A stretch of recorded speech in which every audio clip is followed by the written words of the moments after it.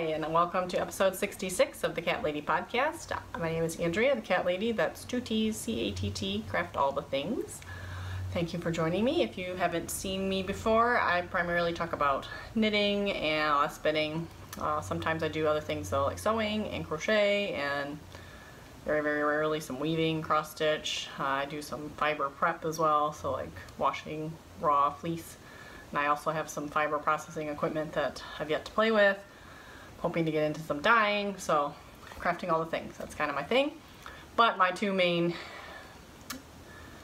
crafts are knitting and spinning. So thank you for tuning in. I actually recorded last week, so I haven't been MIA, but this year's been a weird year for the podcast. So I'm hoping to kind of rejuvenate it and get it back up and running. So thanks for tuning in, and please feel free to visit some of my past episodes if you like what you see. And please subscribe on YouTube.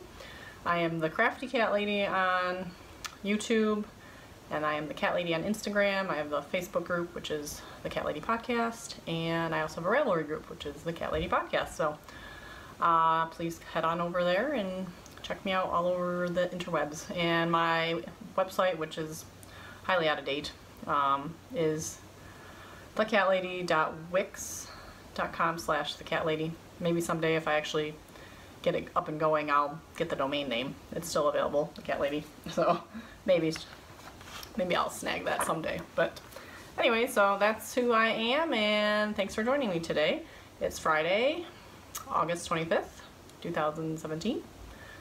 And yeah, listen, there's a lot that's been going on since last week, so I will get into everything. My kids are downstairs watching TV and playing video games, so it's about 90% chance someone's gonna come up, because I already hear somebody stomping around. So forgive me, there might be a few interruptions, but just that is what it is. So podcast news.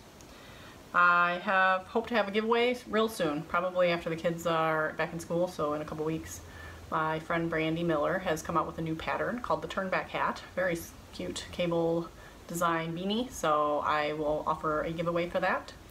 Right now she does have a coupon for it, half off any of her patterns, so I will link that in the show notes on Ravelry.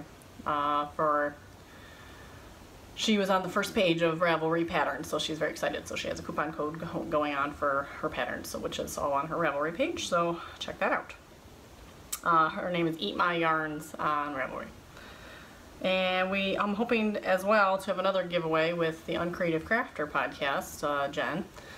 I made some DPN holders back in, like, I don't know, June, May, I don't know when I finished them, but I still haven't sent them to her. So, but we're supposed to do a joint giveaway for a DPN holder, and I don't know, we're trying to come up with some other stuff, because just the DPN holder seems a little kind of boring, so hopefully maybe we can find something at Rhinebeck, I don't know, so. But hopefully I'll do a few more giveaways, and if anyone has anything to offer, pattern, any kind of stash you're looking to de-stash and you'd like, I could use it as a giveaway, I'd love to check it out and do more giveaways, because I think that's the fun part of podcasts, is being able to give some stuff away to people who watch. So on to knitting. I already got to interrupt myself because I forgot to grab my work in progress, so hold tight. Okay, back in a flash with power of editing. Here is my current work in progress, my only work in progress at the moment. It is my socks from Heck, as I deemed them last week, and just crossing my fingers they fit. So these are my husband's Father's Day present. I had the kids pick out yarn, I picked up some yarn, and I started a pair of socks, and I got them all finished, and they didn't fit. I made them too small. I'm using different needles than I typically use, and I'm winded from running up and down the stairs. But I finally picked them back up again. I now have both heels done again, and we're onto the cuff. So I just need to knit them up, and he doesn't like them super tall or anything, so probably just, yeah, they're going to be a little shorter than they originally were, because I'm just going to knit to the end of the ball, so hopefully. I have some more, because I had leftovers, so if I need to go into the extra, I'll have to dig that out. But yeah, I mean, they should fit. I hope they fit. I'm going to be really upset if they don't. If they don't fit, I'm going to rip them out, and then I'm going to go back to the size ones. My hair's doing something funny. But this is Patton's Croy FX in the cast cadet blue, cadet colors. Knitting 2 at a time on CATT zeros. So I like these needles. I really like these needles. So hoping I can get this to work out, because if I make his other socks, which are also the Patton's Croy, I will know what to do. But I didn't count the rows or anything, so I wonder if I need to go through and count these rows to see. I don't know. I just hope they fit. So that is living in my kitty cat bag that I made. Hoping to make more bags. I'd like to sell some stuff, but I don't know. But that's my only work in progress. So on to finished objects. So my other work in progress last week is now a finished object. So this is my Yarn Twinsies shawl, and where I left off last week is where the little owl is, and I made it all the way to the end from there, and which it was all decreases, so of course it got quicker as it went along. But yeah, I kind of kicked butt on that and got that finished. And I'm doing this. This was the Karen Cakes, I think the Cake Pop colorway. It was 2 cakes. I did this as a knit along with Jen, the Uncreative Crafter. We are our yarn twinsies. We do a lot of projects together that either have same yarn or the same project or both. Hers was in a different color, but it's the same project, same yarn. And we decided to be super cute and get on a video chat and finish together. So we stopped at the final decrease and saved it, and then got on a chat and did the last 3 rows because we're adorable. In other news with this is a different color. I ran out of yarn. I ran out of yarn right into this gray color, this light gray color. So I had to go stash diving, and this was the closest I could come up with that was kind of similar to this color, which, you know, when I hold them together and point it out to you, you can see it's not the same. But when you hold it out like this, I mean, and it's such a small chunk at the end, I was fine with it.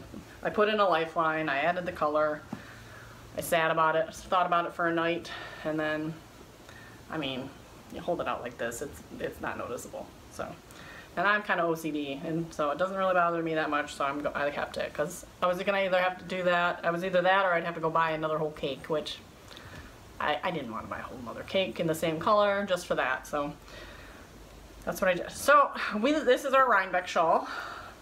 No idea how I'm gonna wear it. It's huge. It better be cold if we're gonna wear these, because I mean, it's either like I'm actually just gonna wear it as a shawl or as a babushka. I mean, like Jen said, we could be the Rhinebeck Banditos and like Rob Rhinebeck in our like cowboy style. I mean, seriously. I think it's huge. I mean, I could wear it like this, I guess. That's kind of how she's wearing it on the package, but it's huge. So I don't know. Figure it out. Then we said we could wear it as a shirt. It's so versatile. Look at that. So you can do that weird crossover thing. So I'm gonna bring it to Rhinebeck. We're gonna take a picture, and then I don't know what's gonna happen to it. It's a pretty nice cozy shawl. So I might actually just use it as an actual shawl. Like crazy as that sounds, it could actually be an actual shawl and not just like a shawlette. So maybe I'll get a shawl pin. That might be nice. And actually, that's pretty. Like the diagonal stripes, like there. Get a little pin there. So, and it's actually kind of chilly today too. So maybe I'll keep it on. That's finished, and it was a fun project, easy project. It was a good go-to. I was a little big towards the end to carry around, but it was an easy take to karate type project. So socks, those are, I'm not casting anything on until I finish those socks, because those are just like, those need to get done. So on to spinning. I finished, or I got whips first. Work in progress. Fiber optics braid is what I put on my wheel. I told myself if I could spin my fiber optics braid before Rhinebeck, because that's where I bought it last year, I will allow myself to purchase another one. And so far I've purchased one each, for 2 years at Rhinebeck. I purchased one, and I want to say, I did finish it prior to last year's Rhinebeck, so then purchased another one, and I kind of slipped out of my comfort zone of color, sort of. Of course, this is all I have left, so it's all on the wheel. I'll put in a picture of me working on it. But it started as a purple. It started as kind of a lavender. It wasn't even really dark. And I like purples. Purples and pinks are kind of my colors. As well as like purple, pinks, burgundies, like jewel tones. But I usually don't do like pastel-y light colors. And usually don't do green. I have no problem with green, but I just don't go towards those colors. So I picked one outside of my comfort zone. It was a gradient from purple to gray to green. So I have the gray to green left, so not much left. So I'm flying through it, and I just put that on the wheel Monday. So that is the only whip I got right now. And then I have a faux. So last week I showed off my singles of my Malabrigo, and that was kind of the felty, crazy braid. It was kind of a beast. I had to rip it apart in sections. I had to pre-draft it into chunks, and then even when I still spun it, I still had chunks in it. And it still came out very thick and thin. Well, I decided to keep it as singles because I was going to 2-ply it.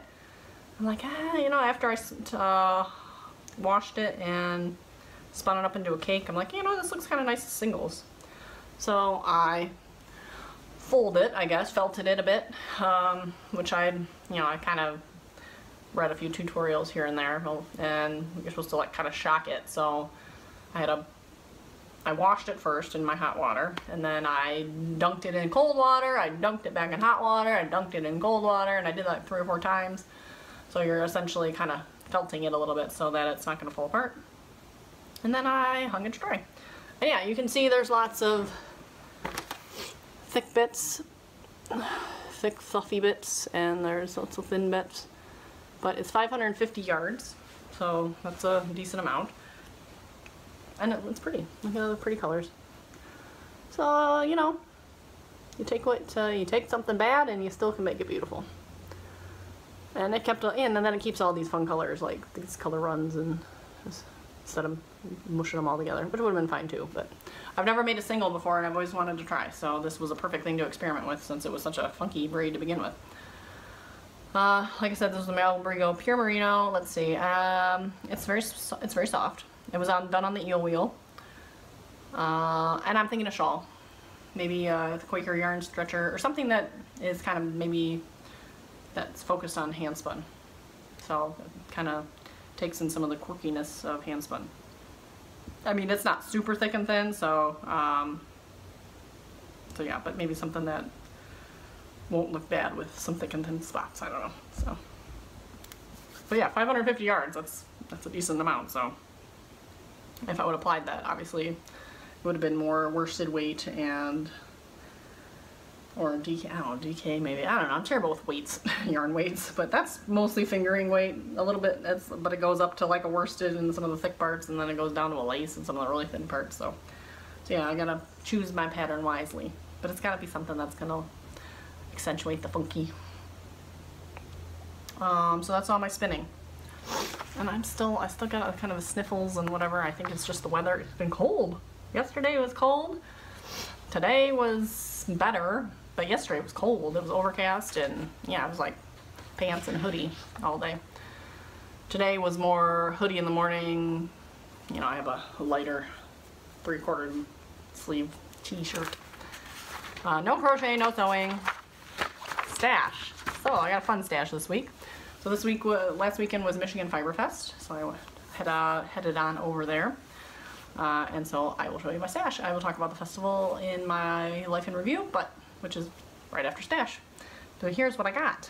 So, one of my favorite vendors for some reason, and I don't know, I just have a soft spot for her. She's very nice, and it's a local farm, and she's got really good, inexpensive prices, and she's got some decent fiber. It's nothing fancy. This is a Romney Cordell BFL, so it's not super soft, but it's nice. It's not like super scratchy. But if you recall, my last week I showed off a bunch of my Tour de Fleece yarn, and one of them was called Galaxy, and it was called by Random Rovings, and it was the purple, it was like pink, dark blue, light blue, and it had it all barber pulled and everything, and I did it on the spindle. Well, this is the same company, Random Rovings, and she is a local farm, and she actually lives in the same town that my in-laws do, which is in the middle of nowhere. Like, my in-laws built this big lake house kind of in the middle of nowhere because they had property from her grandparents. Parents or grandparents? I don't know. Basically family property.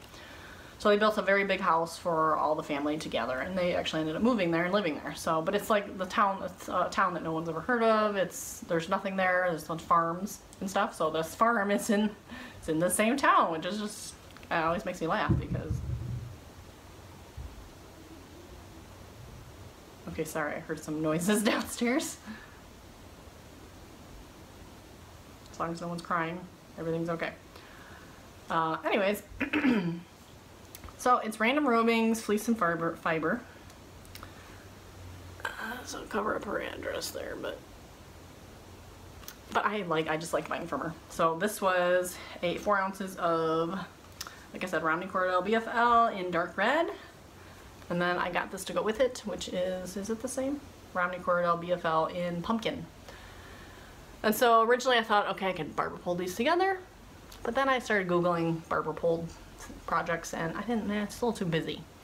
So I thought I could, you know, variegated, like do a strip of this, strip of that, strip of this, and kind of alternate and make it kind of a variegated. If I had chain plied it. Someone's walking, someone's walking, someone's coming. Hold on. Okay, so anyways, so yeah, I'm not gonna barber pull. I could variegate. I could just blend or spin this one, and then find a pattern that I like to combine the 2 colors. But these 2 colors will go together. So if you have any ideas, please let me know. I'd love to hear them. So that was that. And then I got, let's see, I'll go in order of how I wrote it down. So then I got some Levy Men Fiber Arts, which I was very surprised that they were there. I mean, because it's such a small festival. I didn't expect too many big names to be there. Because it's mostly local Michigan vendors, but Loop said they were going to be there too, but they did not show, so that was kind of disappointing because I was going to buy a Loop bump, and I know they're very pricey, so I was like, okay, I'm going to splurge on this Loop bump, but nope. But instead I splurged on Lady Men Fiber Arts, and there's her tag, and this is Venetian Sunset, so it's pinks and oranges, it's beautiful, and it is 657 yards, 150 grams of VFL. So yeah, it was I mean, it wasn't expensive.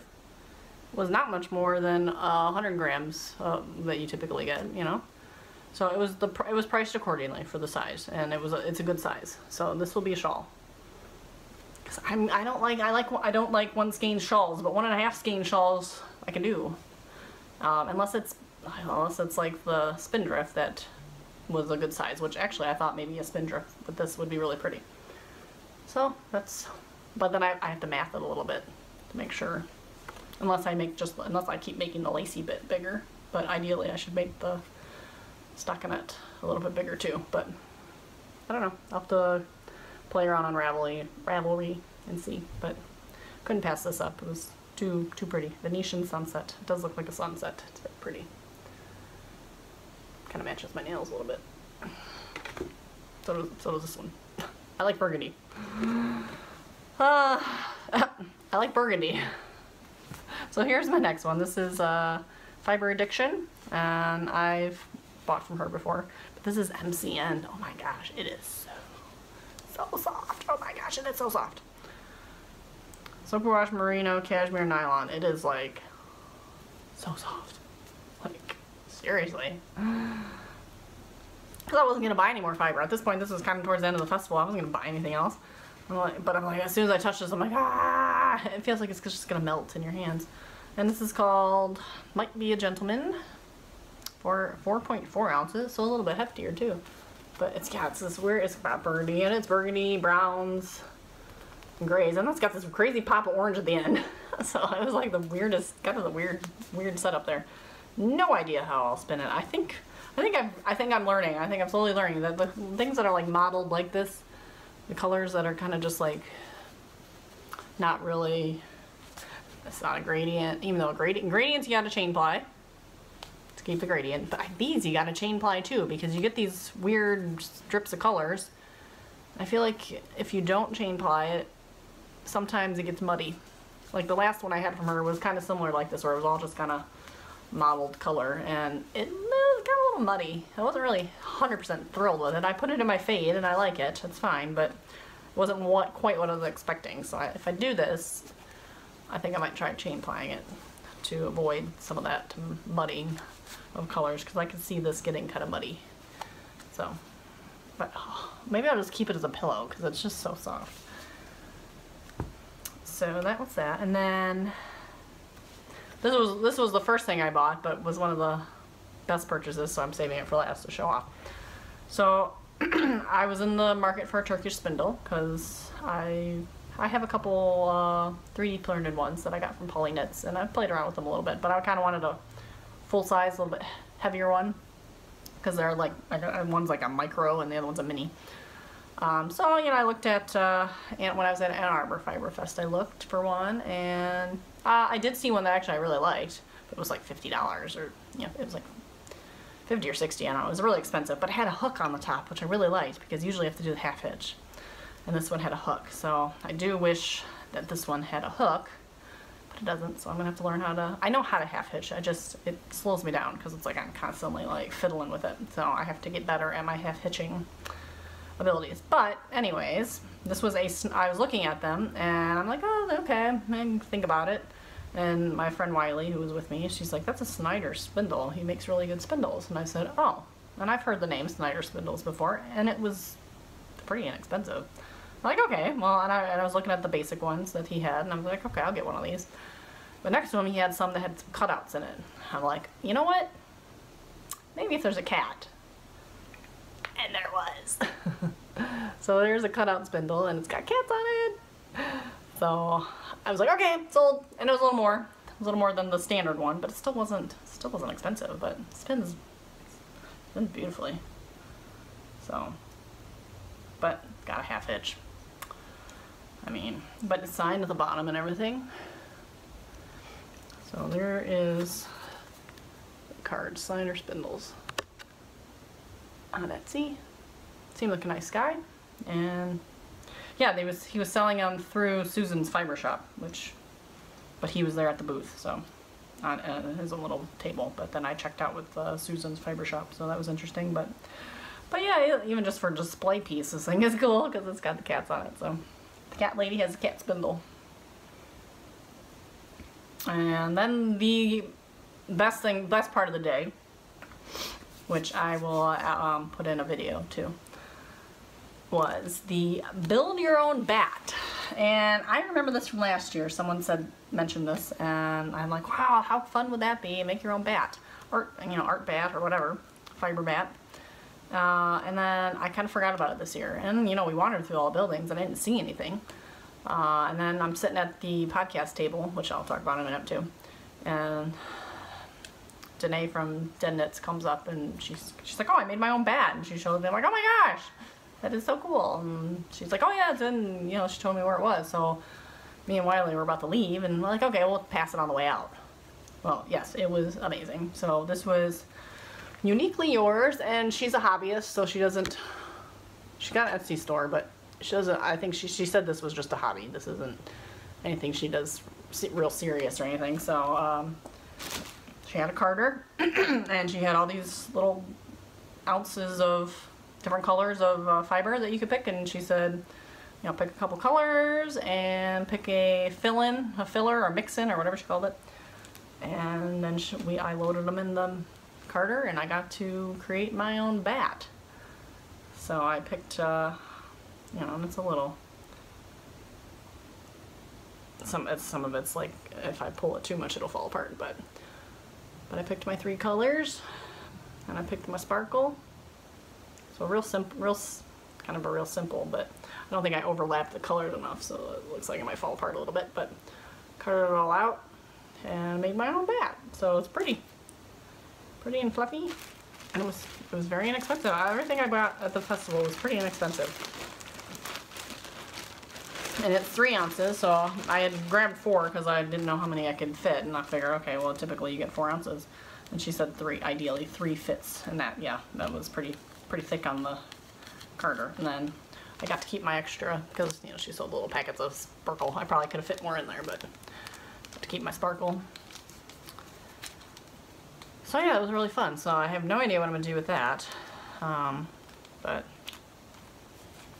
it is what it is, and I got to play with a carder. Because yes, I have a carder. Have I used it? No, not really. I've kind of put a few samples on it. I've never blended anything before, so it was a little bit of a learning experience to use somebody else's carder and kind of mess with it a bit and not have to worry too much.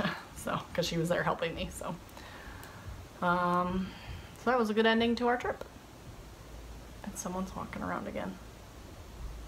Of course I asked them to leave me alone, and they don't. Because I always want something. But when are you going to be done? Well, you keep bothering me, I'm never going to be done. Anyway, so that was all my stash.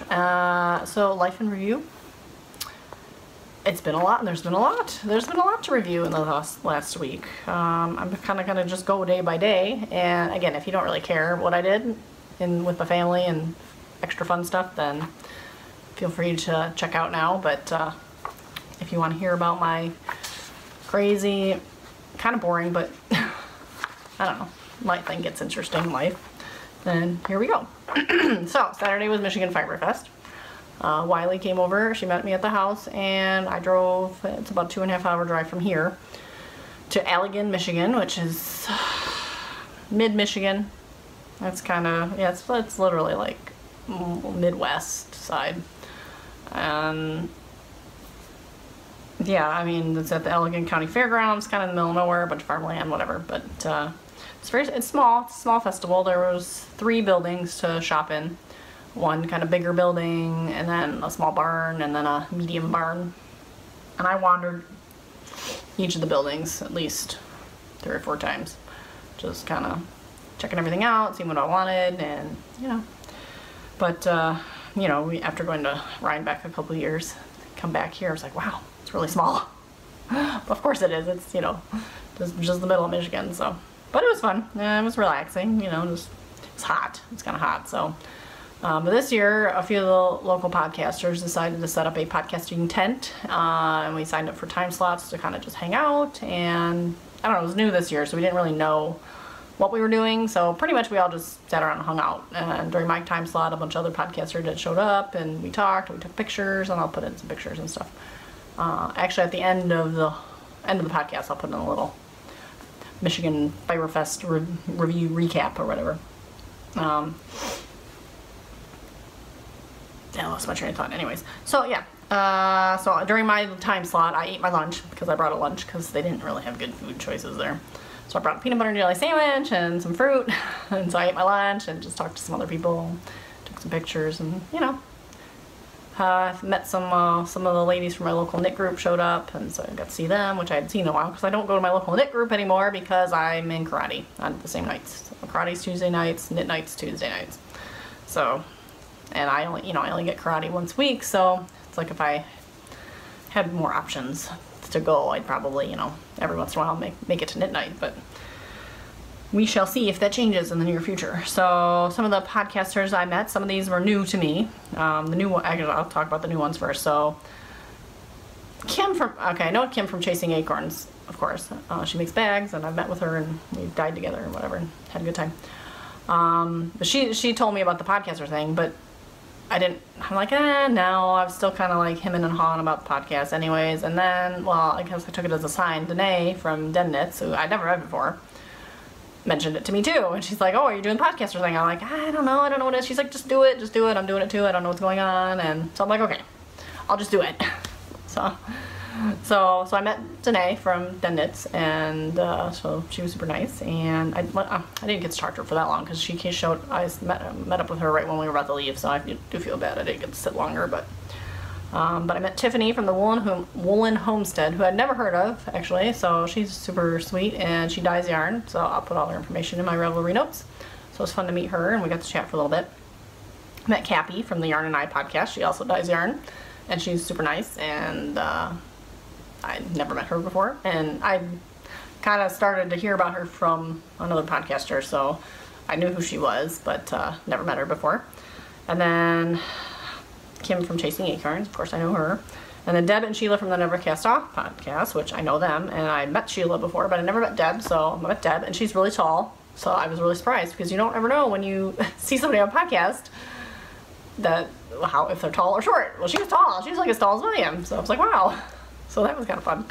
So it was fun to meet her. And then I think I mentioned Danae from Dennett's. So we all had time slots. We all kind of just hung out. And we left before Nevercast Off and Yarn and I had their thing, which was towards the end of the day. But yeah, we'd been there a couple hours and we kind of done everything. And we decided, yeah, okay, well, we got a 2.5 hour drive.